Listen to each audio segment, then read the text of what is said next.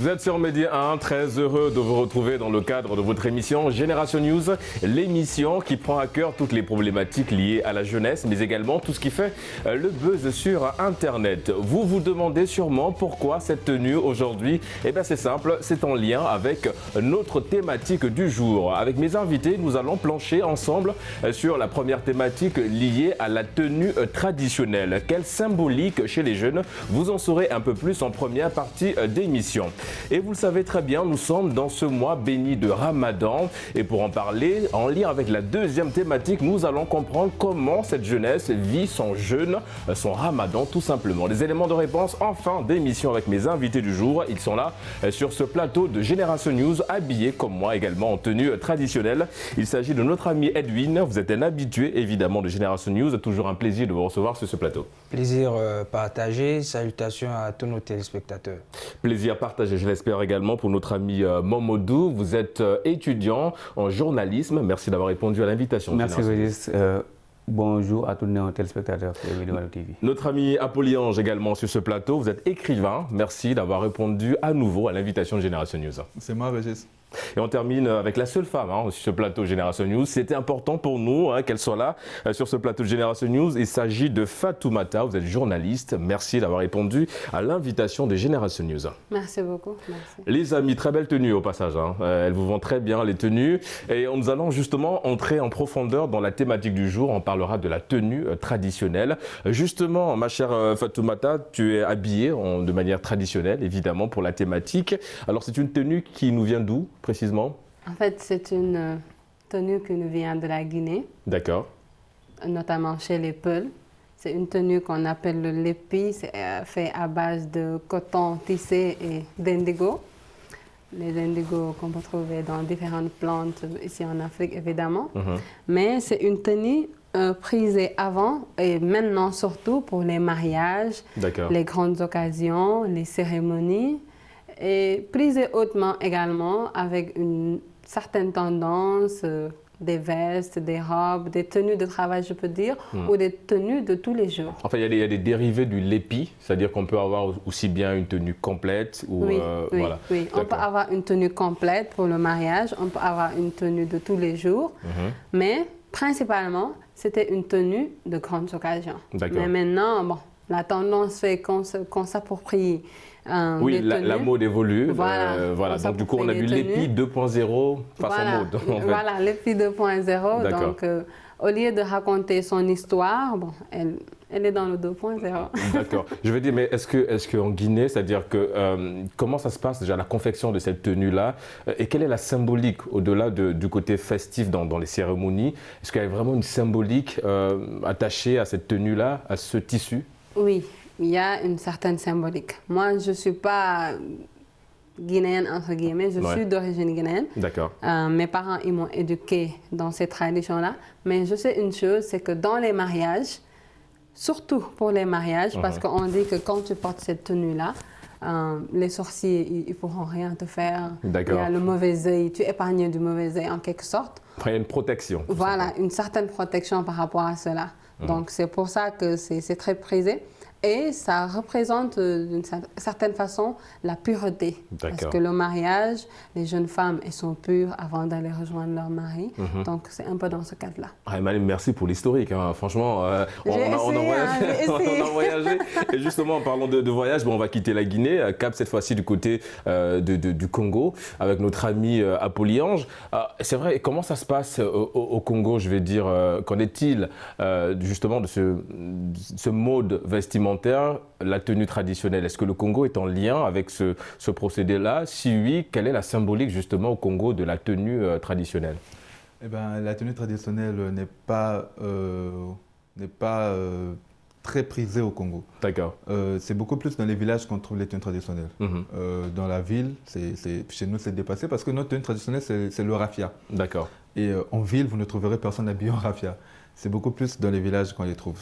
D'accord. Et le raffia, on le rappelle, pour ceux-là qui ne connaissent pas un petit peu la matière, c'est tissé, c'est des tisserands, c'est tissé à la main. Et c'est vrai que c'est un tissu très prisé en Afrique centrale, qu'on retrouve un peu partout au Congo, au Gabon, au Cameroun aussi, si j'ai bonne mémoire. Donc effectivement, c'est beaucoup plus au village. Oui. Et du coup, est-ce que ce raffia est lié à un rite dans le pays ou tout simplement c'est un tissu qu'on utilise de manière simple, ou bien derrière c'est rattaché à une histoire liée au Congo? Oui, c'est rattaché à une histoire liée au Congo dans nos rituels, dans nos fêtes de tradition, etc. Mais excepté cela, comme je vous ai dit, aujourd'hui le raffia dans la capitale, dans les grandes villes, on ne les trouve pas. Pourquoi? Est-ce que les artisans sont fatigués de devoir travailler, que derrière il n'y a pas un retour sur investissement?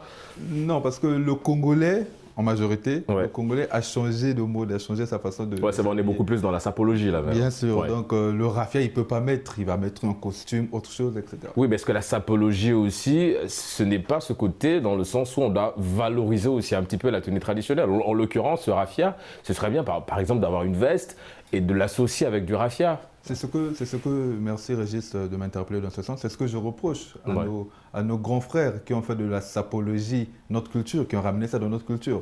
Le fait que cette sapologie-là se pratique avec des vêtements qui viennent d'ailleurs, ça pose problème. Il faut commencer maintenant à lier cette sapologie qu'ils ont instaurée comme culture congolaise à nos tenues, à nos tissus, à nous, qui viennent de chez nous, à notre tradition. Voilà, c'est ce que moi je déplore et j'exhorte nos grands frères sapeurs, nos grands-pères sapeurs à penser à cela. Moi, je ne suis pas sapeur. Justement, en parlant de sapologie, notre ami Mamadou est très bien habillé, très bien, on dit sapé, comme on dit, avec sa tenue traditionnelle. Justement, par rapport à ça, c'est vrai qu'on a voyagé un petit peu de la Guinée au Congo. Là, on revient un petit peu au Sénégal. Qu'en est-il? C'est vrai qu'on a l'impression, pas qu'on a l'impression, c'est un fait, tous les vendredis, tout le monde est en tenue traditionnelle. Pourquoi? Est-ce que c'est lié à la religion ou bien autre chose derrière aussi? Avant tout, je vous dis bienvenue au Sénégal. Merci. Bon, comme chaque vendredi, la majeure partie des musulmans s'habillent en tenue traditionnelle. Mais bon, je dirais même au-delà d'être une recommandation religieuse, parce que bon, on dit que le vendredi, on fait allusion à la prière du vendredi pour un pays musulman, ou bien composé en grande partie de musulmans. Beaucoup s'habillent en tenue traditionnelle ou bien d'une manière religieuse. Parce qu'on dit que pour la prière du vendredi, il faut aller avec ta dernière tenue ou bien ta plus belle tenue. Donc ça déjà c'est une recommandation religieuse. Mais même au-delà de ça, vous savez que l'accoutrement c'est comme on dirait, tout citoyen est ambassadeur, je dirais. Parce que l'accoutrement fait passer un message. Donc avant tout, c'est culturel. Par exemple, je prends l'exemple du mouridisme, comme vous le connaissez avec l'accoutrement, le bailat, le gant bouboula qu'on porte. Là, il suffit juste de... Un peu comme le mien, je pense. Non? Bon, c'est ok, d'accord. Pas comme le tien, parce que le gant boubou, c'est mouride. D'accord. C'est relatif à la communauté mouride. En fait, si je comprends bien, au Sénégal, un peu, chaque confrérie a une tenue un peu propre à elle. En fait. Je peux dire. Bon, pas tellement, mais quand même, il y a une certaine accoutrement, ça laisse beaucoup. Tout de suite, on sait de quelle confrérie tu appartiens. Une certaine connaissance de votre confrérie. D'accord. Oui, j'ai pris tout à l'heure l'exemple du mouridisme. Parce que aussi, il y a quelque chose aussi à féliciter, surtout la nouvelle génération. Peut-être que ça soit journaliste, qu'on est journaliste ou bien qu'on est fonctionnaire, les jeunes s'habillent davantage en tenue traditionnelle. Parce que les tenues là, appelées 6%, ils font beaucoup de très belles tenues africaines. Oui, mais est-ce que ces jeunes portent ces tenues parce qu'ils sont conscients du côté, le symbole de ce que ça représente, ou bien ils portent tout simplement parce que c'est un effet de mode? Bon, je vous dirais qu'il y a l'effet de mode. D'accord. Il y a l'effet de mode parce que si c'était symbolique, ou bien traditionnel, peut-être on aurait fait recours à d'autres tenues que les nouvelles. D'accord. Alors évidemment sur ce plateau, on a toutes les nationalités. On a le Gabon également qui est représenté sur ce plateau par l'entreprise de notre ami Edwin. Vous êtes un adepte, tu es un adepte Edwin des tenues traditionnelles, en tout cas des tenues dites traditionnelles. Pourquoi c'est cet amour pour ces tenues-là? Je vais aller dans le même sens que Mamadou. lorsqu'on parle de tenues traditionnelles ici, ce qu'il faudrait savoir, c'est que ces tenues sont des éléments, j'ai envie de dire, d'identification d'un peuple. D'accord. Et ici, vous savez qu'on est en Afrique. Donc, en tant qu'Africain, c'est pour moi une fierté que d'arborer ces tenues-là. Raison pour laquelle je les aide toujours. Mais ce qu'il faudrait dire, c'est que derrière ce que Mamadou disait, au-delà de l'effet de mode, il y a toute une symbolique derrière les tenues. Et il a bien fait de les citer, les mourides par exemple. Les mourides, ce n'est pas que le gros boubou. Il y a aussi plusieurs autres objets qui participent à l'accoutrement mouride. Donc, lorsqu'un mouride est habillé, on arrive à savoir qu'il est mouride parmi tant d'autres à travers son accoutrement. Si on part dans les autres confréries, on va voir qu'eux aussi, ils ont un autre accoutrement. Donc, c'est un élément d'identification des individus dans un environnement. Et de cohésion aussi, si on prend ton cas, ou peut-être d'adaptation, parce que je rappelle que tu es Gabonais. Oui. Et est-ce que c'est important pour toi justement de valoriser ces tenues traditionnelles traditionnelles sénégalaises? Est-ce que ça te permet, toi, quand tu es dans ces tenues-là, d'être, on va dire, un petit peu, de te sentir 100 fois plus sénégalais? Oui, c'est une façon d'être intégré, j'ai envie de dire. Voilà. Justement. Parce que je me retrouve parmi mes frères et sœurs lorsque j'aborde ces tenues-là. Contrairement à... en fait, ça brise un peu une certaine barrière, j'ai envie de dire. Qui fait en sorte que l'on se dise que oui, c'est propre à ces personnes-là. Enfin, l'intégration par la tenue traditionnelle, il fallait y penser déjà, je pense. Tout à fait, tout à fait. Donc du coup, je me sens mieux à l'aise et je crois que je suis mieux accepté aussi par... En tout cas, elle est très jolie ta tenue. Merci. Fatoumata, tu veux rebondir sur un point bien précis? Je voulais parler surtout... Bon, je suis sénégalaise, d'origine guinéenne. Par rapport à la tenue traditionnelle au Sénégal, moi, je voulais d'abord spécifier une chose. Moi, j'aime pas cette façon qu'on a d'appeler nos tenues traditionnelles. Vraiment pas. Pour les autres, leur tenue existe aussi longtemps que nos tenues. Moi, j'aimerais juste les appeler tenues africaines, quoi. Parce que c'est mieux. Ce sont des tenues qui, depuis la nuit des temps, entre guillemets, existent et ils sont toujours là et ils suivent la mode et ils arrivent à s'adapter. Ça, c'est une chose qu'il faudrait qu'on puisse spécifier. Parce que tu penses que l'appellation tenue traditionnelle, ça restreint un peu le truc. Ça veut dire que c'est que pour ceci ou que pour cela. Alors que maintenant, avec la nouvelle génération qui s'est rendue compte que ces tenues-là peuvent faire passer un message, peuvent représenter un pays, peuvent faire telle ou telle chose, ce n'est plus tradition, quoi. Dans certaines localités, pas dans toute l'Afrique quand même. Mais on arrive à nous imposer grâce à ces tenues. Donc, il ne faudrait plus qu'on les appelle tenues traditionnelles, juste des tenues africaines. Oui, Mamadou? Je pense que quand on dit traditionnel, c'est peut-être faire référence à ce qu'on doit conserver. Par exemple, quand on dit ouverture, enracinement et ouverture, c'est qu'on doit s'enraciner à nos valeurs et traditions. Mais quand même, s'il y a quelque chose à imiter, c'est peut-être la nouvelle chose. Non, parce que ce qu'elle dit, c'est pertinent aussi, parce qu'aujourd'hui, par exemple, ces tenues, on les appelle certes des tenues traditionnelles, mais on a l'impression que les mêmes tenues, par exemple la tienne, on voit, il y en a qui défilent dans des grands podiums du monde avec ces tenues. Donc, est-ce que du coup, c'est toujours une tenue traditionnelle ou bien elle a évolué dans le sens où elle est devenue... Quand on dit traditionnel, c'est pas lié à la matière en tant que telle, c'est-à-dire au niveau... on comprend, c'est lié à la tradition. Je comprends tout à fait cela. On peut bien se permettre, moi je me dis juste que c'est par rapport à moi, on peut se permettre de dire sa tenue traditionnelle. Mais du moment que la tenue espère évoluer et s'imposer dans d'autres horizons, qui n'est pas que les nôtres, parce qu'aujourd'hui la mode, c'est ce qu'elle essaie de faire, d'amener nos tenues ailleurs, pour que les autres puissent savoir que moi, en tant que Peul, j'existe à travers ma tenue, je me démarque à travers ça. Donc ça, c'est important. Mais on peut rester dans le cas traditionnel, même si j'aime pas trop. Et en parlant de ça, Apollyon, alors il y a un pays, l'Ouganda, qui est dans un processus, c'est-à-dire très tôt, ils prennent des jeunes qu'ils éduquent justement sur la valeur, la symbolique de s'habiller de manière traditionnelle, enfin, c'est une manière de parler, hein, Fatoumata évidemment, s'habiller de manière traditionnelle. Est-ce que c'est ce qui manque un peu dans certains pays? Est-ce que d'autres pays doivent également emboîter le pas pour justement conserver cette tradition, comme nous souligne notre ami Mamadou? Oui, ça c'est tout assez logique en fait. de sorte qu'on puisse préserver notre patrimoine. Mais moi, je suis d'accord avec ce que Fatoumata disait, c'est que le fait d'appeler ces tenues-là, tenues traditionnelles, ça renvoie à un côté péjoratif de la chose. D'accord. Voilà. Le raffia est typiquement traditionnel. Mais ce boubou que je vois Mamadou, ce beau boubou que Mamadou a mis, je ne le vois pas trop dans la tradition. Je le vois plus dans le sens moderne. Ouais. Donc c'est une tenue, comme Fatoumata a dit, africaine, ou tout simplement une tenue sénégalaise. On s'arrête là. Lorsqu'on dit tradition, ça restreint la chose, comme elle a dit, et puis ça va dans le sens péjoratif. D'accord. Donc moi, je suis pour ce que le gouvernement, c'est le gouvernement ougandais, oui, Ougandais, ouais.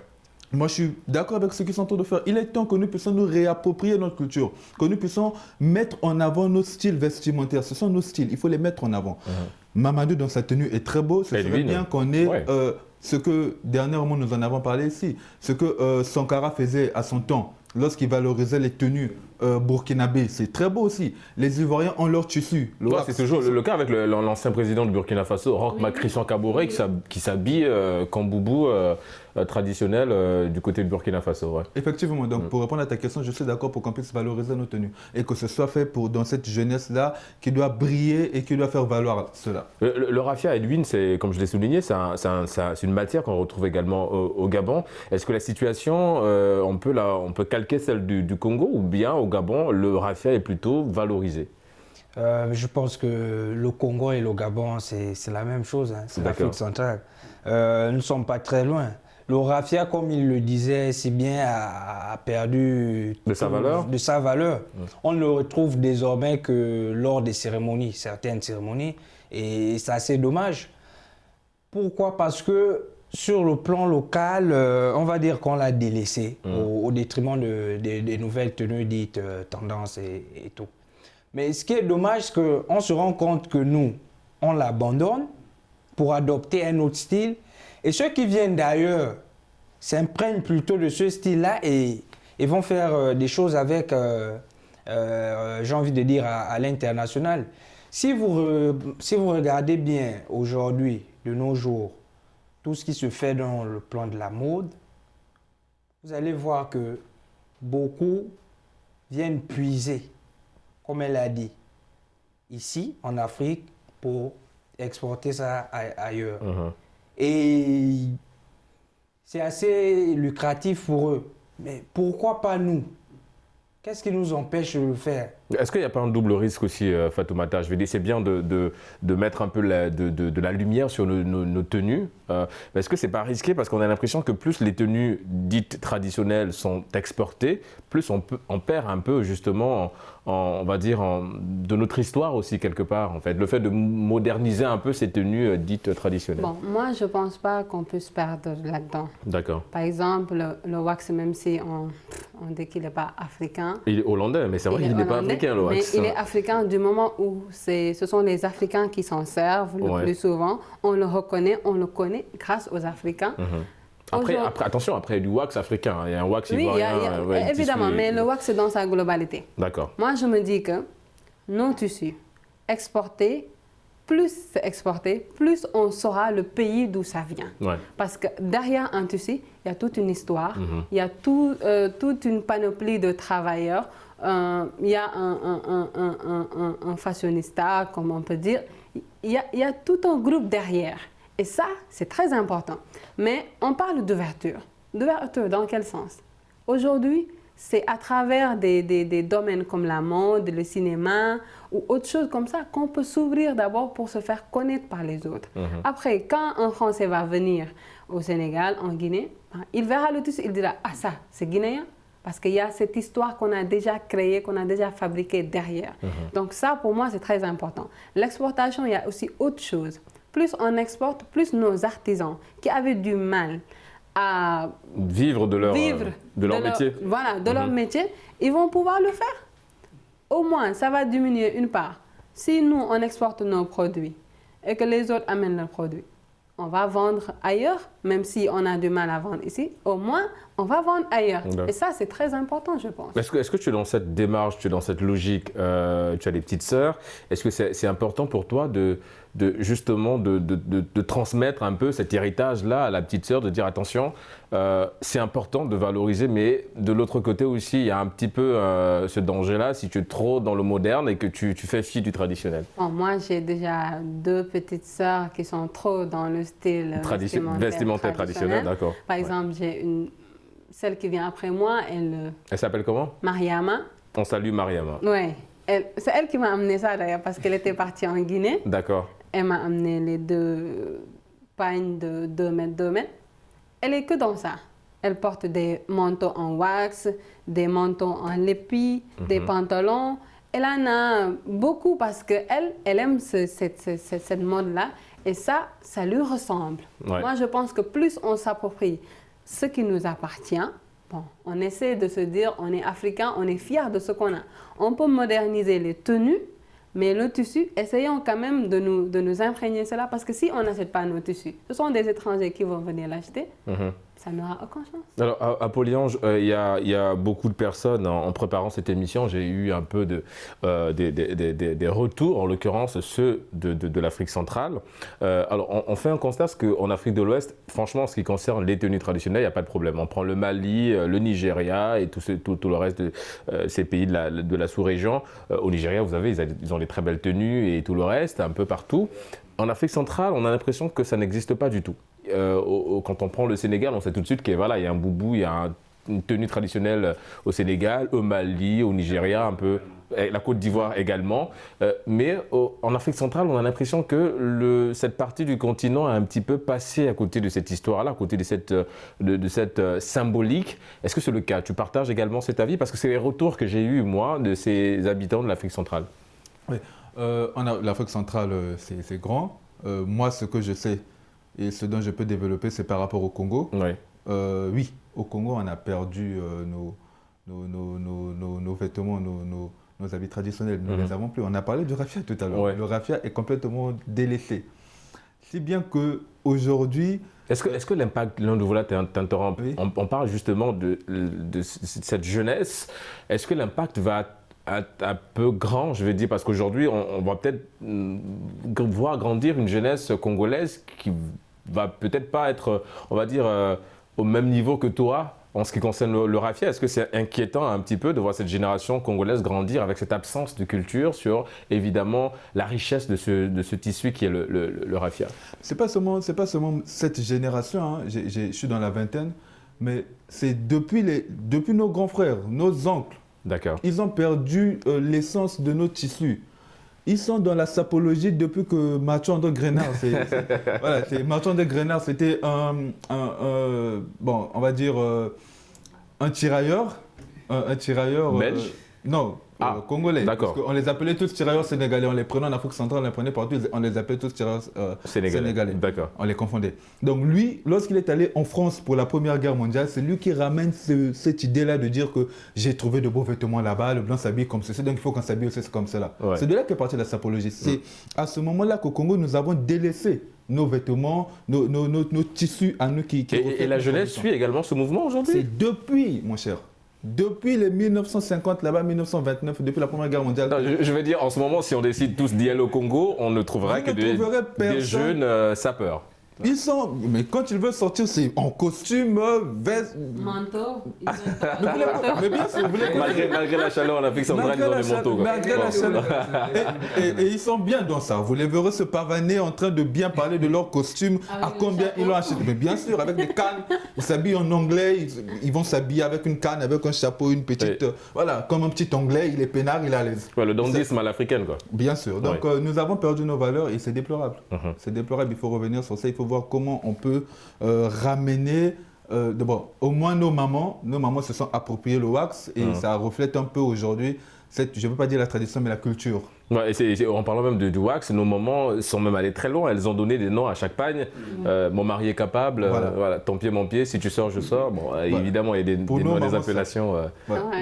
Pour nos mamans, ça va, mais pour les jeunes garçons, pour nous les jeunes, non. carrément le style européen qui... Évidemment. En fait, on va dire, il y a un détachement justement de cette culture de la tenue traditionnelle au Congo, en fait, en ce qui concerne la jeunesse, parce qu'évidemment, on est, on va dire, un petit peu attiré par ce dandisme à l'africaine. Est-ce que c'est le cas au Gabon également, Edwin? Et comme je l'ai dit, et je ne me lasserai jamais de le dire, l'Afrique centrale, c'est une seule zone en réalité. D'accord. Le Gabon et le Congo, c'est la même personne. Donc les problèmes sont les mêmes. On a une jeunesse qui n'est pas soucieuse de valoriser un petit peu... C'est comme il a dit, en réalité, c'est depuis certains de nos parents. Ouais. Nos grands-mères ou certains de nos grands-pères ont adopté le style européen, américain, asiatique même, on va le dire. Ah oui, il y a des tenues asiatiques. Mais bien sûr. Oui, quand même. On s'habille avec tout sauf des produits qui sont les nôtres. Ouais. Pourquoi? Je ne sais trop. Moi, on va parler de mondialisation, mais moi je pense que la mondialisation, c'est un échange. C'est-à-dire l'autre apporte sa part et vous apportez la vôtre. Et on échange. Mais la mondialisation ne devrait pas consister à intégrer ou à juste consommer pour... Au point de s'oublier soi-même, parce que qui oublie son histoire, s'oublie Tout à fait, parce que comme Fatoumata l'a dit, moi je pense que l'habillement, au-delà de l'exhibition, il y a un message derrière. Ouais. Ça permet de s'affirmer. Donc lorsque on n'arrive plus à s'affirmer, ça pose un problème, on n'a plus d'identité. Et en parlant d'identité, les amis, on marque une courte pause, on se retrouve dans une poignée de minutes pour la deuxième et dernière partie d'émission. A tout de suite sur Médian TV Afrique.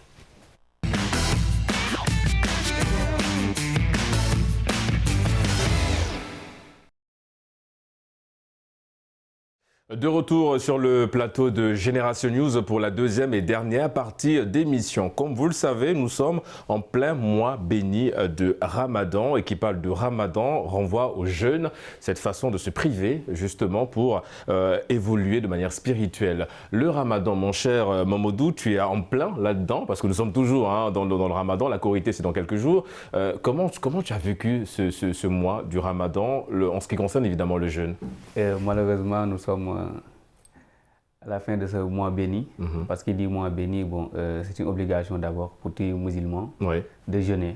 Donc bon, on ne peut que être entravé par les recommandations du jeûne, à savoir bon, laisser tout ce qui est plaisir, ou bien laisser tout ce qui est à manger ou bien à boire, de se priver de tout ça.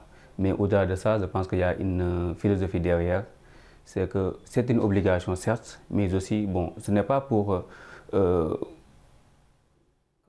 ce n'est pas une contrainte, non, mais il y a une philosophie derrière. C'est que dans ce mois-là, pourquoi on dit mois béni? C'est parce qu'on peut dire que Satan est attaché. Donc ça, c'est déjà une motivation pour tout musulman de jeûner, de se priver de tout ça. Mais aussi, ça peut servir, le mois peut servir un élan. D'accord. C'est-à-dire, après le Ramadan, le musulman peut savoir si son jeûne est accepté ou non. Qu'est-ce que va lui permettre de dire ça? C'est-à-dire de savoir qu'il s'est amélioré positivement ou bien qu'il s'est redressé négativement. D'accord. Et du coup, toi, c'est évidemment que le jeûne, le Ramadan, c'est depuis que voilà, tu pratiques. La première fois, comment tu l'as vécu? Est-ce que c'était difficile en tant que jeune, justement, de rentrer dans ce mois béni? Bon, en tout cas, ce n'est pas évident d'être privé de manger ou bien de voir, à forte raison qu'on est un enfant. De certains loisirs. De certains loisirs, surtout. Parce que, bon, moi, je peux dire que c'est une chance, par exemple, de grandir dans un milieu, même si c'est la canicule, mais quand même, bon, il y avait aussi les travaux sans perdre, c'était pas du tout évident de jeûner. Mais quand même, bon, c'était, bon, je peux dire, une formation qui nous a permis vraiment, bon, déjeuner à bas âge, ce qui a fait même que quand nous sommes arrivés en ville, c'était plus facile. C'était plus facile, vraiment. Exactement. Bon, parce qu'on me dit que jeûner en ville, c'est comme un jeu d'enfant pour nous. Bon, d'accord, vous allez me dire pourquoi après, évidemment. Fatoumata, comment réussir son jeûne lorsqu'on est jeune, j'ai envie de le dire, pour s'attacher à notre thématique? Disons que réussir son jeûne, je peux dire que c'est simple, parce que la religion, elle t'impose des choses, tu les fais et c'est simple. D'accord. Le jeûne, le mois de Ramadan, c'est un mois de grâce. On se doit de bien se comporter, même si ça, c'est Ça doit être la normale pour tout le monde, que ce soit Ramadan ou pas. On se comporte bien. On n'est pas là à parler des gens. On n'est pas là à mentir. On n'est pas là à se mêler de ceux qui ne nous regardent pas. On travaille, on apprend le Coran. On se charge de préparer à manger si on n'habite pas chez nous. Mais c'est simple, je me dis. C'est pas simple de jeûner, mais c'est simple de le faire. On se contente des recommandations. C'est une privation qui apprend aux musulmans à se contenter ou à vivre quand il n'a pas ces choses-là qu'il a devant lui. Ouais. Quand tu te lèves le matin et que tu as à manger, tu as ton frigo plein et qu'on te dit que tu ne dois pas manger, ça, c'est une leçon que Dieu ou Allah impose aux musulmans de faire. C'est pour te dire que hier, tu avais ceci ou maintenant, tu as ceci, mais il se peut que demain, tu ne l'aies pas. Donc, je t'apprends à vivre dans la douleur ou voilà, à vivre dans la douleur, à te dire que tu ne maîtrises pas les choses, c'est moi qui les maîtrise. C'est ça le Ramadan, je me dis. Évidemment, c'est vrai que la portée, le côté symbolique, c'est très important justement de revenir là-dessus. C'est vrai que quand on parle du Ramadan, on parle du jeûne, mais chez les chrétiens également, il y a le carême. Mon cher Apollyange, c'est vrai que beaucoup de jeunes aujourd'hui ont du mal. On voit qu'au bout de certains jours, on commence à avoir des petits bobos, on est un petit peu malade, on commence à avoir des problèmes liés à notre santé. Est-ce qu'à ce moment, on se dit il faut continuer ou bien tout simplement on essaie encore de se battre, de demander justement à ce monsieur dans les nuages là de nous aider encore à aller plus loin. Quel rapport avec le carême aujourd'hui en ce qui concerne nos amis chrétiens? Le carême est très important. C'est pas facile d'ailleurs de jeûner. Moi, j'ai fait l'exercice quelques fois. Même là, je suis dans l'exercice avec mes frères musulmans parce que j'ai mon doyen, mon père, qui est mouride, qui m'apprend certaines choses sur le mouridisme. D'accord. Donc, je jeûne avec lui en ce moment, mais je suis chrétien. D'accord. Mais j'aimerais souligner une chose, s'il te plaît. Allez-y, mon cher. Si tu me permets. C'est que toi et moi, nous revenons d'Afrique centrale. Je ne sais pas si tu t'es rendu compte de la différence qu'il y a entre la perception de la religion et la pratique même de cette religion-là dans nos pays d'Afrique centrale et au Sénégal. Je ne sais pas comment c'est au Gabon, tu nous diras. Oui. Mais au Congo, la religion, le carême, c'est autre, faire le jeûne, c'est autre chose. Nous sommes plus enclins à faire des bêtises, à faire du n'importe quoi, qu'à respecter les règles religieuses. C'est vrai qu'aujourd'hui, il y a beaucoup plus, dans mon pays au Congo, il y a beaucoup plus d'églises que d'écoles, que de mosquées, que d'écoles même, mon cher. D'accord. Que d'écoles, etc. Mais les personnes qui vont dans ces églises-là ne jeûnent pas comme il faut. D'accord. Le jeûne, pour nous les jeunes garçons surtout, on ne le pratique presque pas. Le carême. Tout simplement parce que qu'est-ce qui manque à ce niveau-là? Est-ce qu'on n'a pas la bonne information ou bien tout simplement on n'a pas la bonne information? Parce que comment comprendre que ces jeunes vont dans des églises, mais malheureusement, alors on n'est pas là pour critiquer évidemment, on ne critique pas, c'est un constat qu'on fait, évidemment. Et donc le constat il est là, c'est que ces jeunes ne pratiquent pas le carême, donc il n'y a pas cette privation-là en ce qui concerne le jeûne. Pourquoi, mon cher? Parce qu'il n'y a pas l'information? Je ne sais pas. Je me dis que c'est parce que c'est pas bien, peut-être il n'y a pas d'information, mais c'est pas bien mise en valeur. D'accord. Au Sénégal, je pense que c'est cela, vous allez me contredire peut-être. Au Sénégal, dès le bas âge, on vous apprend les préceptes. On vous dit qu'au mois de carême, nous devons tous jeûner. C'est toute la maison qui jeûne. Ouais. Mais lorsqu'on va chez nous, dans la famille où moi j'ai grandi, quand c'était même dans les parages avec mes voisins, etc., quand on arrive au carême, parce que chez nous c'est le carême. C'est le carême, oui. Mais chacun fait comme il veut. On ne jeûne pas. Ou presque pas. Je ne sais pas si Edwin va me contredire. Mais oui. Je disais, par rapport au bas âge, moi je me rappelle, j'ai commencé entre 6, 7, 8. Exactement. Je pouvais essayer une demi-journée. Après, mon père me dit « Arrête, tu ne peux pas. C'est difficile pour toi, tu es une gamine. » Mais j'avais cette envie-là de le faire. Parce que je voyais toute ma famille faire. Et moi, je me disais que c'est hors de question que je sois la seule à manger dans la maison. Même entre camarades, il y a la honte de manger alors que tous les autres enfants jeûnent. Ça, c'est depuis le bas âge. Oui, c'est depuis le bas âge. Et donc, en fait, comme on dit, c'est l'information qui manque, tout simplement, en ce qui concerne. L'éducation spirituelle, l'information, comme tu dis, l'éducation spirituelle. Au Sénégal, ils sont très ancrés dans la religion et dans la pratique surtout de cette religion-là. Chez nous, ce n'est pas le cas. On a un peu délaissé la chose. C'est vrai qu'il y a des églises, il y a des gens qui vont chaque dimanche à l'église, mais tu ne les verras pas respecter le carême comme il faut. Ouais. C'est pas comme ici. Bon, on a une jeunesse un peu très distraite. Oui, mon cher Edwin, je te sens un peu soit en accord ou partagé avec l'avis de notre ami Apollyange, mais voilà, on t'écoute. Non, mais ce qu'il dit, c'est logique. En fait, c'est un problème d'éducation, comme tu l'as dit et comme il l'a dit. En réalité, ce qu'on observe au niveau de l'Afrique centrale, pour parler des églises, par exemple, c'est qu'on n'enseigne pas aux enfants les bien-fondés du carême. Chose que nos amis musulmans ont très bien compris. D'ailleurs, comme il a dit, moi aussi, je suis solidaire à eux. Je suis en période de jeûne. Parce que j'ai compris les bien-fondés de ce jeûne. Au-delà de la privation de boire et de manger ou de faire certaines choses, il y a beaucoup de choses derrière pour le corps et pour l'esprit. Pour le corps, on s'abstient de manger tout et n'importe quoi. Ouais. Ça permet aussi d'avoir une bonne santé parce qu'on ne mange plus à tout bout des champs. Et lorsqu'on rend le jeûne, on ne mange pas aussi n'importe quoi. Il y a des aliments pour le rendre. Oui, parce que je vois qu'au début, on prend des dates. On prend des dates. En fait, donc il y a... Voilà. Ouais. Donc, l'alimentation pendant cette période-là, elle est très, très, très suivie et saine. On passe l'aspect physique, il y a l'aspect spirituel. Comme ils l'ont dit, lorsqu'on sort d'un jeûne, on sait si réellement ce jeûne a été bien fait ou pas. Parce qu'on est une nouvelle personne. On sent quelque chose qui change. Je ne sais pas comment décrire ça, mais il y a un changement positif en réalité. Lorsqu'on a bien suivi les recommandations. Alors qu'on observe quoi au niveau des chrétiens, par exemple? C'est-à-dire qu'on parle juste du mois de carême. Les gens s'y adonnent sans pour autant comprendre de quoi est-ce qu'il s'agit réellement. Donc il n'y a pas cette éducation à la base. Raison pour laquelle les jeunes s'y adonnent sans rien savoir. Non, évidemment qu'on rappelle aussi qu'il y a des chrétiens qui réussissent très bien leur jeûne. Voilà, parce que comme on le rappelle, il ne faudrait pas qu'il y ait des petits couacs à ce niveau-là. Ce n'est pas de la critique, c'est du constat que nous sommes en train de faire. Oui, mon cher Apollyange. Régis, j'aimerais ajouter une chose.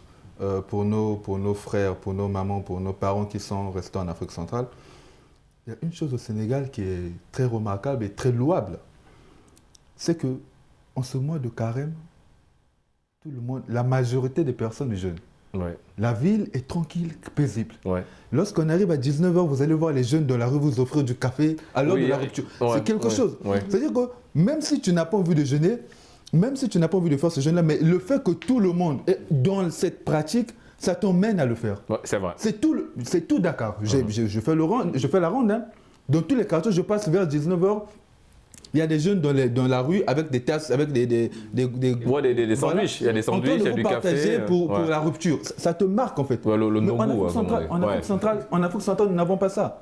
C'est quelque chose qui peut amener même une personne qui n'est pas croyante à au moins essayer, à se poser des questions. Pourquoi ils le font?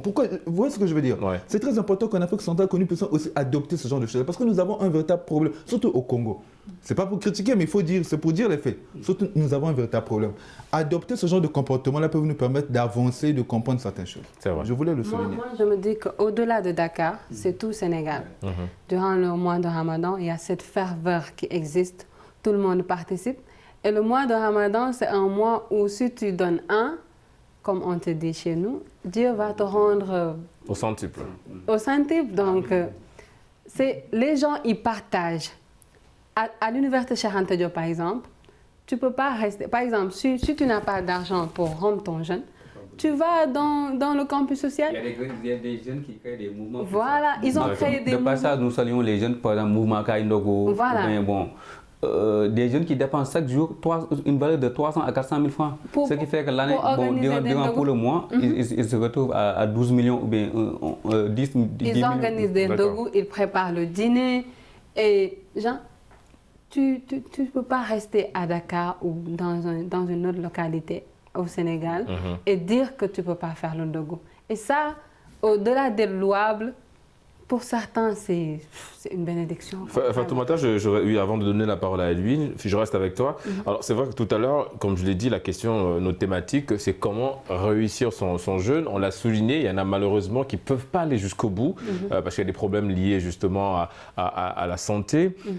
Du coup, comment éviter ça? Comment aller jusqu'au bout de ce jeûne? Est-ce qu'il faut revoir son alimentation pendant la rupture? Est-ce qu'il faut privilégier des fruits? Est-ce qu'il faut essayer de manger un peu plus consistant? Comment ça se passe pour aller justement au bout de... En fait, l'alimentation est très importante après la rupture. D'accord. Parce qu'on ne peut pas se permettre, c'est vrai qu'on a l'envie toute la journée, on pense à quoi, qu'est-ce qu'on va manger. Manger le soir, ouais, mais à la rupture. Tu vas te rendre compte que ton corps, il ne va pas supporter ce que tu veux l'imposer. Si tu prends ton dogu, tu veux prendre un bœuf, un poulet, c'est impossible. Tu manges peu, tu laisses ton corps le temps de se reposer. Et il y a autre chose par rapport aux fruits, comme tu dis. Par exemple, le suhour. Le dernier repas avant le jour. D'accord. Moi, par exemple, je ne mange que des fruits. D'accord. Parce que si je mange autre chose, j'ai des problèmes digestifs.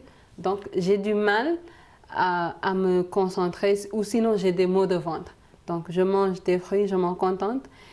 Et le ramadan, pour moi, de toute façon, moi, j'ai l'habitude de manger peu. Je me contente du peu que j'ai, quoi. Parce que mon ventre, il se rassasie vite, quoi. Bon, d'accord.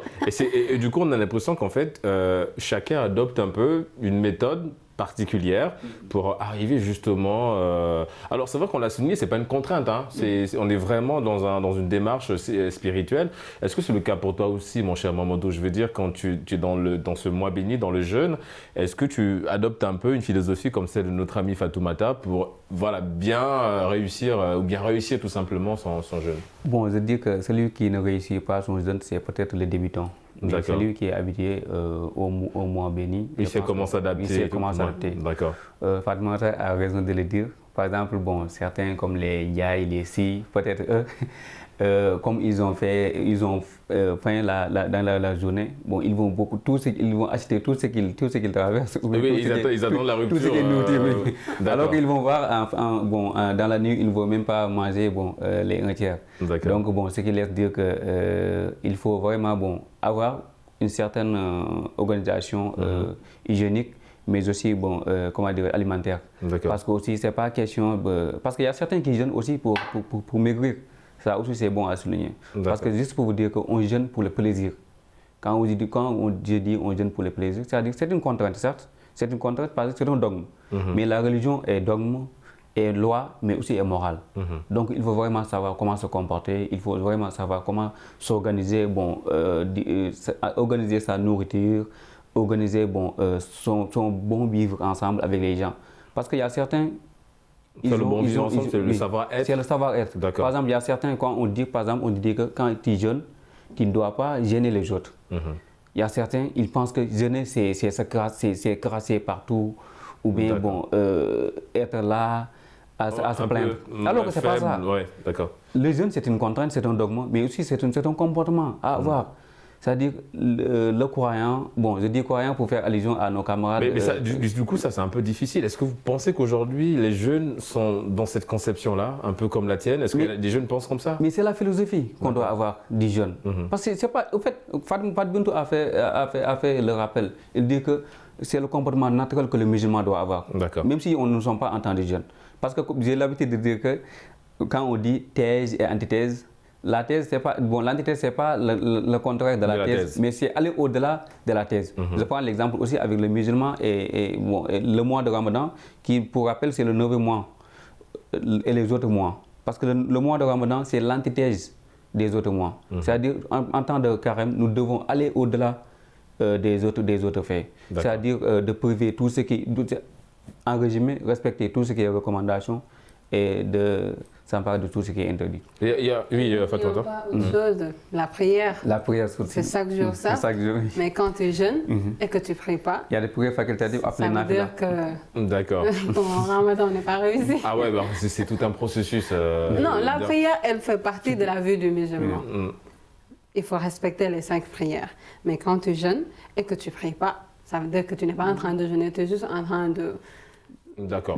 Je vois pas et n'oublions pas aussi que les femmes musulmanes, en temps de règles, elles ne jeûnent pas. D'accord. Parce que C'est pour ça que la prière, d'ailleurs, est importante. Quand tu ne pries pas, tu ne peux pas jeûner. D'accord. Et je voulais ajouter autre chose. Oui, vas-y, Fatoumata. C'est dire que la religion, c'est l'épanouissement. Il faut qu'on puisse s'épanouir dans la religion. Quand on fait une chose, qu'au-delà que Dieu nous l'impose, mais qu'on s'y sente bien. Et parfois, le ramadan, c'est ce qui nous apporte. Il y a le bien-être dont il parlait, mais aussi le fait de s'améliorer, de changer de comportement et de continuer ainsi jusqu'au prochain ramadan pour augmenter encore ou pour renforcer encore le bon comportement. C'est un peu ce que Mamadou disait en parlant de thèse et antithèse, que ce n'est pas censé être le contraire, c'est juste une évolution de la chose. Alors c'est vrai que tout à l'heure, dans l'argumentation de mon ami Mamadou, il a parlé du bon être, le bon vivre.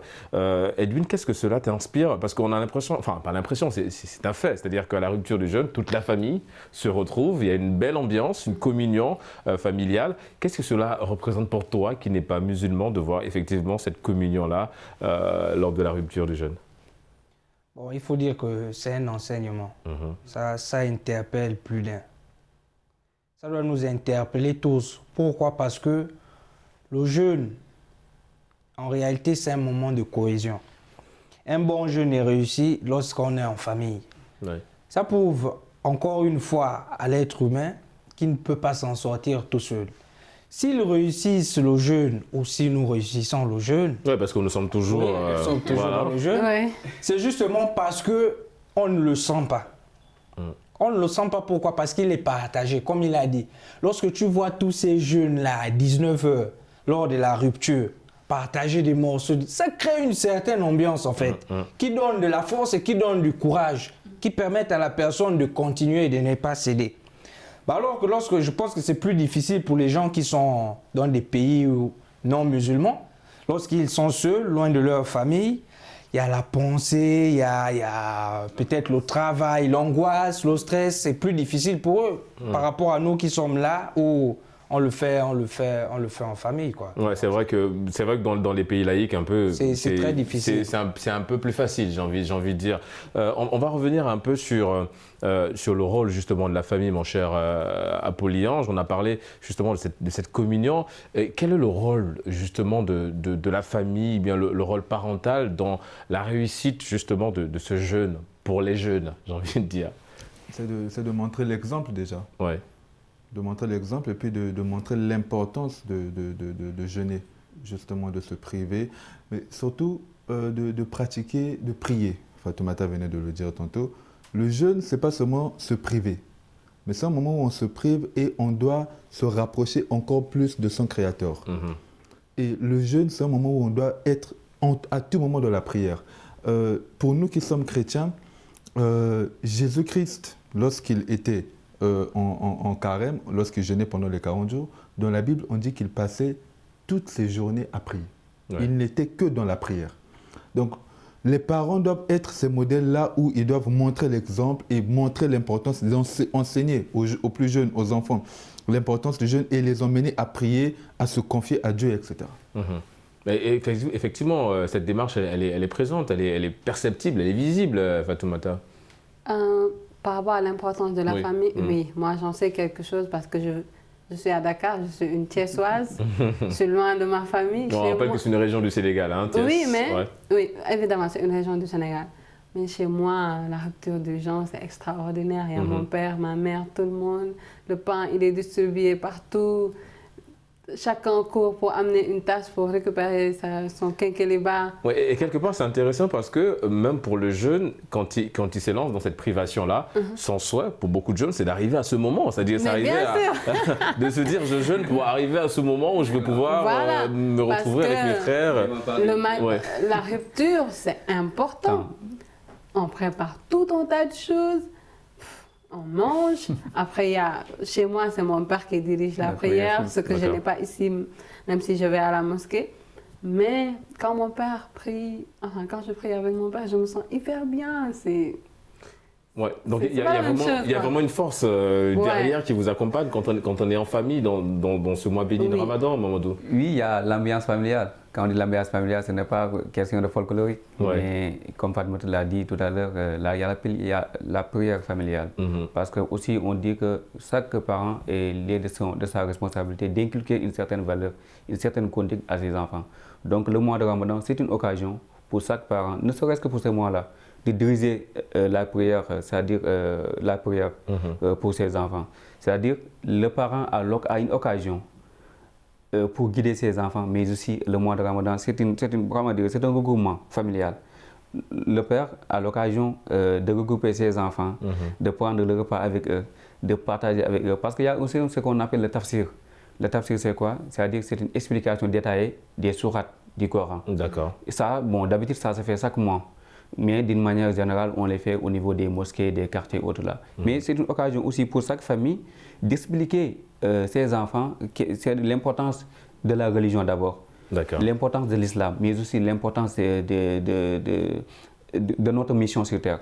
Donc ça aussi c'est une occasion pour chaque parent d'inculquer ses valeurs à ses enfants. Parce que pour revenir sur l'importance du jeûne, parce qu'on dit jeûner, partager, mais aussi méditer.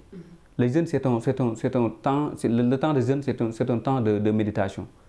Parce que tu sois individuel, bon, de passage, je compatis avec ceux qui sont loin de leurs parents, comme moi. Ouais, comme le cas de Fatoumata. Voilà. Et puis de passage aussi, nous saluons nos parents du Nord, qui sont à Nyandan, et moi aussi de Gambao. Bon, pour revenir, c'est que même si tu es seul, tu dois méditer. La méditation est philosophique, mais aussi religieuse. Il faut méditer sur la création, il faut méditer sur l'univers. Ça aussi, c'est important parce que sans ça, nous ne savons pas notre vraie mission sur Terre. On va juste suivre la foule. Alors que quand nous sommes habitués à suivre la foule, quand nous sommes seuls, nous sommes perdus. Il y a autre chose par rapport au Ramadan. Ce qui est important, c'est que les jeunes retournent dans les mosquées. Chaque jour, par exemple, c'est vrai qu'ils vont dans les mosquées, mais les mosquées, elles sont pleines durant le Ramadan. C'est l'occasion pour eux de discuter, de revoir certains comportements, de donner des conseils. Et moi, je trouve ça vraiment important. Il y a des personnes comme moi, vraiment, à qui c'est très bénéfique parce qu'on m'apprend chaque jour des choses. Et ça, je me dis que c'est important. L'université Cheikh Anta Diop, vraiment, c'est l'exemple d'une ferveur enfin, la ferveur, ça se vit durant le Ramadan. Il y a tout qui n'est pas grandiose, mais qui est vraiment remarquable. D'accord, et qui justement vous donne, c'est comme Edwin l'a souligné, cette force d'aller vers la réussite de son jeûne, tout simplement. Il nous reste quelques minutes, les amis, avant de nous séparer. Edwin, tout à l'heure, tu parlais de l'accompagnement, c'est-à-dire que tu accompagnes également tes frères musulmans dans ce mois béni de Ramadan. Pourquoi? C'est important pour toi de les accompagner dans ce sens-là? Oui, en fait, c'est comme je le disais tantôt, il ne suffit pas seulement d'avoir un regard et de critiquer. Lorsqu'on ne connaît pas certaines choses, plus souvent il faut les expérimenter. Parce que qu'est-ce qui se passe pour les non-musulmans? Ils ne savent pas en fait les conditions dans lesquelles le jeûne se passe. Et ils ont une idée de la chose, j'ai envie de dire, erronée. D'accord. Alors que moi, en faisant l'expérience, comme je vous l'ai dit, à chaque fois avec mes frères musulmans, je sais ce qu'ils ressentent. Rester, je vous assure, de 5 h du matin à 19h30 sans manger, c'est pas rien. Ouais, effectivement. Se priver de certains aliments, se priver de certaines choses qu'on a l'habitude de faire librement en un mois, il faut avoir un certain mental d'acier, j'ai envie de dire. Et comme on dit, une force aussi spirituelle, surnaturelle qui vous accompagne pour réussir ce jeûne. Les amis, nous sommes arrivés au terme de cette émission. Je vous l'accorde, ça allait très vite. On remercie notre ami Edwin, toujours un habitué du plateau Génération News. Vous êtes étudiant en droit. Merci d'avoir répondu à nouveau à l'invitation de Médian TV. On remercie également notre ami Mamadou. Vous êtes étudiant en journalisme. Merci d'avoir répondu à l'invitation de Génération News. Apollyon, vous êtes écrivain. Merci d'être venu sur sur ce plateau. Génération News, c'est un plaisir de te recevoir. On remercie également la seule femme de ce plateau, notre amie Fatoumata. Vous êtes journaliste. Merci d'avoir répondu à l'invitation de Génération News. Et c'est la fin de cette émission. Merci de l'avoir suivi. On se donne rendez-vous samedi prochain pour d'autres thématiques liées à la jeunesse. Et d'ici là, quoi qu'il arrive et quoi qu'il advienne, gardez le sourire en compagnie de nos programmes.